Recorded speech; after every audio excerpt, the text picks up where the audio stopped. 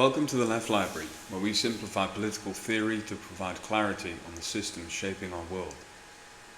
In today's episode, we will tackle 5 major misconceptions about socialism and communism, often propagated to distort these ideologies. Using Marxist theory, historical materialism, and dialectical reasoning, we will demonstrate how these misconceptions misrepresent the fundamental goals of socialism and communism. So let's break them down. Misconception 1. Socialism and communism are the same thing. This is one of the most common misconceptions, often used to discredit both socialism and communism by presenting them as indistinguishable and equally undesirable. However, Marx's theory explicitly differentiates between socialism and communism, describing them as distinct phases in the evolution of a post-capitalist society. According to Karl Marx and Friedrich Engels, socialism is the transitional stage between capitalism and communism. Under capitalism, the ruling class, or the bourgeoisie, owns the means of production, and the working class, or proletariat, is forced to sell its labour power in order to survive. Socialism emerges as a response to the contradictions inherent within capitalism, such as exploitation and inequality. In the socialist phase, the working class gains control over the state and the means of production, using these tools to redistribute wealth and transform the economy. However, during this phase, some remnants of capitalism may remain, such as wage labour or even market mechanisms. This is because socialism has not fully realized the abolition of class distinctions. In socialism, the dictatorship of the proletariat represents the temporary state power held by the working class to dismantle capitalist structures and suppress counter-revolutionary efforts. It's crucial to understand that this dictatorship refers not to authoritarian rule, but to the dominance of the working class majority over the capitalist minority. As class distinctions dissolve, this state begins to wither away as you transition closer and closer towards communism. Communism, in contrast, is the final stage of societal development, in which there are no classes, no state, and no exploitation. In a communist society, the means of production are communally owned, and wealth is distributed according to the principle from each according to their ability, to each according to their need. The state, no longer necessary as an instrument of class oppression, fades away as society organizes itself around collective ownership and direct democratic decision-making. Dialectically, socialism arises as the negation of capitalism. It inherits elements of the old society, such as the state, but works through its contradictions to create the conditions for the emergence of communism, which transcends the need for state power altogether. The early Soviet Union provides an example of the socialist phase. After the Russian Revolution, the state, now under control of the working classes, aimed to abolish capitalism. However, due to internal crises and external threats from capitalist nations, the state did not wither away as was planned. Instead, socialism in the Soviet Union was characterized by central planning and a continuing struggle against capitalist forces, both domestically and internationally. Key theorists for this section would be Karl Marx in his critique of the Gotha program, Vladimir Lenin in The State and Revolution, and Friedrich Engels, Socialism, Utopian and Scientific. Misconception 2. Socialism is against human nature. This myth assumes that capitalism aligns with an inherent human nature rooted in selfishness, greed, and competition. Critics argue that socialism, with its focus on cooperation, equality, and collective ownership, is unnatural and doomed to fail because it supposedly conflicts with how humans are, quote-unquote, wired. However, Marxism offers a different understanding of human nature, one that is shaped by material conditions and historical development, rather than being fixed or biologically determined. In the German ideology, Marx and Engels rejected the notion of an unchanging human nature. Instead, they argued that people's behaviour is largely a product of the mode of production under which they live. Under capitalism, competition and individualism are rewarded because the system is based on private property and the pursuit of profit. But this does not mean that these traits are then natural. Rather, they are the outcomes of the economic structure that prioritises the accumulation of capital above all else. Historical materialism helps us to understand that human behaviour changes with the evolution of the economic base. For example, in feudal societies, where land ownership was key, human relationships were organised around fealty and obligation, rather than competition for profit. Similarly, in early hunter-gatherer societies, which operated more like communal societies, cooperation and sharing was central to survival. David Graeber's anthropological research supports this, showing that many pre-capitalist societies were based on mutual aid and shared resources, rather than individual ownership and competition. Socialism seeks to create new material conditions that promote cooperation and collective well-being, rather than the alienation and competition that capitalism fosters.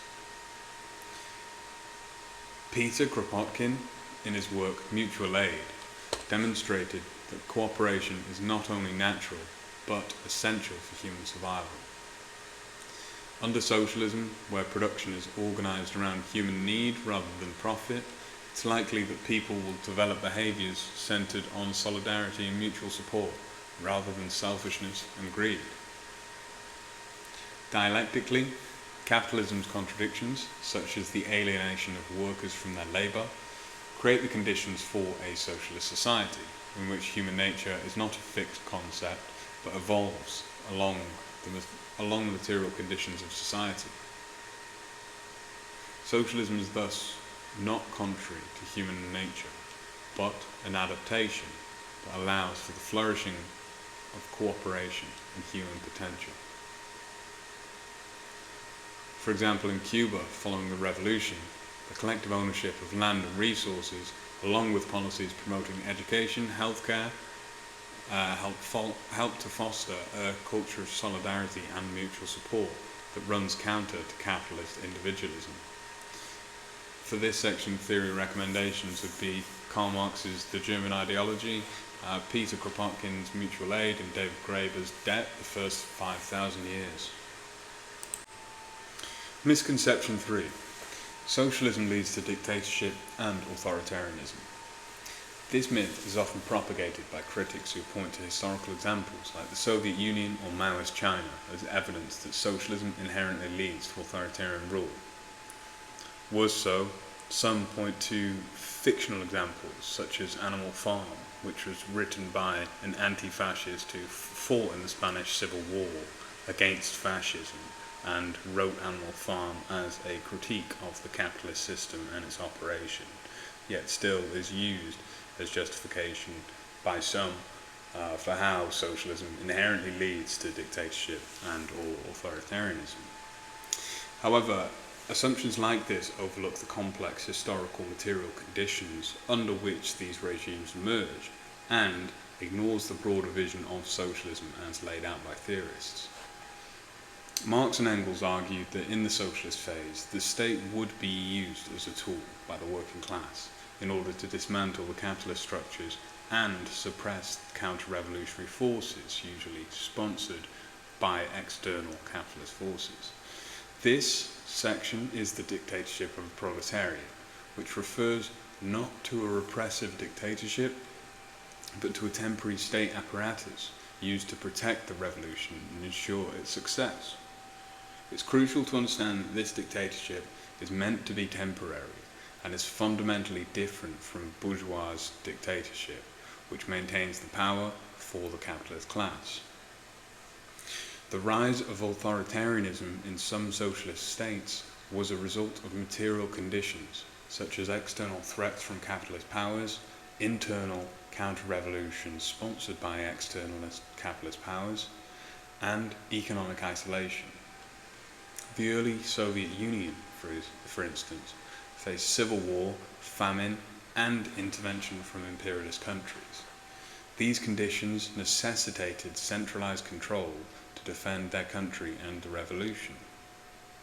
However, Marx's theory holds that once these contradictions are resolved and class divisions begin to dissolve, the state itself should begin to wither away, making room more and more over time for a stateless, classless society. Antonio Gramsci's concept of hegemony offers additional insight here. Gramsci argued that the capitalist class maintains control not only through coercive state power, but also through cultural and ideological dominance. In the transition to socialism, socialist states must overcome capitalist hegemony, which sometimes leads to repressive measures. However, these actions are historically contingent and not intrinsic to socialism itself. Dialectically, socialism is born from the contradictions within capitalism, but it carries some of those contradictions, such as the state, forwards into its early phase. The goal is to transcend these contradictions and create a society where the state becomes unnecessary. Thus, socialism doesn't inherently lead to dictatorship. The authoritarian tendencies of certain socialist regimes are responses to material pressures, not the inevitable outcome of socialism as a theory. The Cuban Revolution, for example, provides a different way. While the Cuban state did centralize power, it also introduced participatory democratic mechanisms at the local level, particularly in education and healthcare. The state's initial centralization was aimed at defending the revolution against external threats, but Cuba's policies of empowering local communities show that authoritarianism is not inherent to socialism. Key theorists from this section would be Karl Marx, Antonio Gramsci's Prison Notebooks, and Friedrich Engels' Origin of the Family, Private Property and the State. Misconception 4. Socialism means no freedom or individuality. A common criticism of socialism is that it supposedly suppresses individual freedom, forcing people into a collectivized society where personal choice and freedom are restricted. However, this argument reflects a capitalist understanding of freedom, which equates individual liberty with the ability to own private property and accumulate wealth. In contrast, Marxist theory defines freedom in terms of freedom from exploitation, not merely the freedom to participate within the capitalist market. Under capitalism, workers are alienated from their labour as they sell their labour power to capitalists in exchange for wages. This alienation restricts freedom because workers have little control over their work or the products that they create. In a capitalist society, the bourgeoisie controls the means of production, and workers are compelled to labour under conditions that benefit the capitalist class. The so-called freedom offered by capitalism is really the freedom for a small elite to exploit the vast majority. In a socialist society, where the means of production are collectively owned, true freedom is realised because individuals are no longer forced to sell their labour in order to survive. Work becomes a fulfilling activity that benefits the community, rather than a means to enrich a small group of capitalists.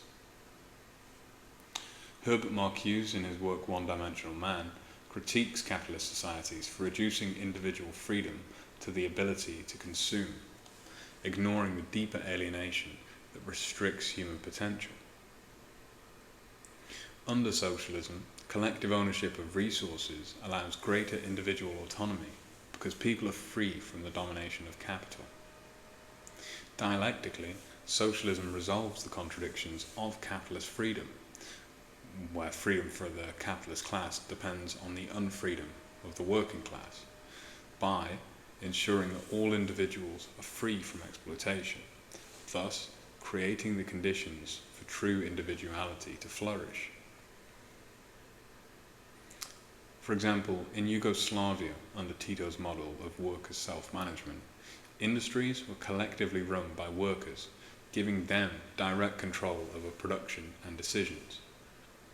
This allowed individuals to have a say in the work that they did and the way that resources were used, promoting a form of freedom far beyond what was possible under capitalism. Key theorists for this section would be Karl Marx and his economic and philosophic manuscripts, Herbert Marcuse's One-Dimensional Man, and Rosa Luxemburg on accumulation of capital. Misconception 5. Socialism eliminates incentive and innovation. Critics often claim that socialism stifles incentive and innovation because it supposedly removes the profit motive, which they argue is essential for driving creativity and progress. However, Marxism contends that human beings are naturally creative and innovative, and that capitalism, rather than fostering innovation, actually stifles it by subordinating all human activity to the pursuit of profit. Under capitalism, most workers are alienated from their labour, performing repetitive tasks for the sake of their own survival, rather than for personal fulfilment or societal benefit. The profit motive drives innovation only in areas that promise immediate financial gain, which is why so many socially beneficial fields, such as renewable energy or life-saving medicines, are underfunded, especially if they aren't profitable. C. Wright Mills, in his work on white-collar labour, highlighted how, even in professional settings, workers are often stifled by the demands of profit-driven bureaucracies, rather than encouraged to innovate. Socialism removes the barriers of profit and organises production around human need. When individuals are freed from the constraints of wage labour and exploitation, they can apply their creative energy to projects that benefit society as a whole. History has shown that socialist societies can be highly innovative, even without the profit motive. The Soviet Union, despite some flaws, was a leader in technological innovation, including achievements like the launch of Sputnik, the first satellite, demonstrating that socialism can drive significant scientific and technological advances. Dialectically again, capitalism creates the conditions for innovation, but limits its potential by tying it to profit. Socialism resolves this contradiction by allowing innovation to flourish in ways that serve the common good, not just private gain. The Cuban biotech industry provides a powerful example of innovation driven by social need rather than profit. Cuba developed cutting-edge medical research and vaccines, often outpacing wealthier capitalist nations, despite facing economic sanctions and resource limitations. This innovation was driven by collective effort and a focus on public health rather than profit. Key theories for this chapter would be Karl Marx's Capital, C. Wright Mills, White Collar, the American Middle Classes, and David McNally's Global Slump. And there we have it. In this video we've debunked 5 common misconceptions about socialism and communism using Marxist theory and historical materialism. These ideologies aim to create a more equitable and liberated society, contrary to the myths often spread by critics. If this series resonates, then we'll tackle more misconceptions in further episodes and even take some of these misconceptions on the detail that may be required for them. Anyway, stay tuned to the Left Library, your home for simplified political theory, for more. Thank you.